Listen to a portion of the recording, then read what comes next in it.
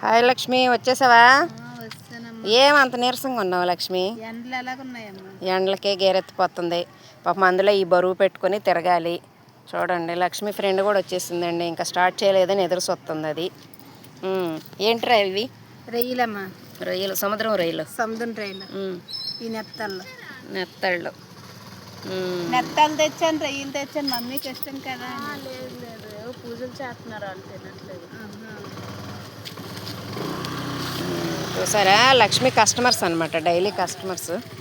అలాగా మేము ఇక్కడ చూడండి, ఇక్కడ మా ఏరియాని బట్టి కూడానండి చేపల పేర్లు మారుతూ ఉంటాయండి. ఇప్పుడు సపోజ్ నేను ఉదాహరణకి ఏంటంటే, ఇప్పుడు వాటర్నే నీళ్ళు అంటారు, పానీ అంటారు కదండి. అలాగేనండి ఒక్కొక్క ఏరియాలో ఆ చేప ఒకటే కానీ పేర్లు మారుతుంటాయి. కొంచెం అర్థం చేసుకోండి మీరు కూడా. మాది ఇక్కడైతే వైజాగ్ దగ్గర, మరి మా దగ్గర అయితే చేపల వాళ్ళ పేర్లను బట్టే మేము చెప్పగలుగుతున్నాము.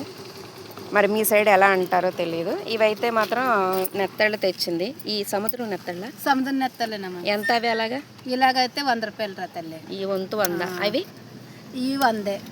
అవి 100. చూసారా అండి, అంటే చేప ఒకటే కానీ ఏరియాస్ మారితే మరి పేరు ఇలాగా ఉంటుంది. ఓకేనా అండి, థ్యాంక్ యూ. రొయ్యలు ఇలాంటి తెచ్చారు. చెరువు కాదు, సముద్రం. ఫ్రెష్ కాదు, ఫ్రెష్ చేస్తుంది. చూడండి, మంచిగా చిటికలో చేసేస్తుంది. నేను ఎప్పుడూ ఫ్రెష్, లేట్ అయినా ఫ్రెష్ తెచ్చుకుంటాను. మీ ఊర్లో చెరువులు ఉన్నాయా? ఊర్లో చెరువులు ఉన్నాయి, ఒక అతనే చేస్తున్నాను. అవి 50.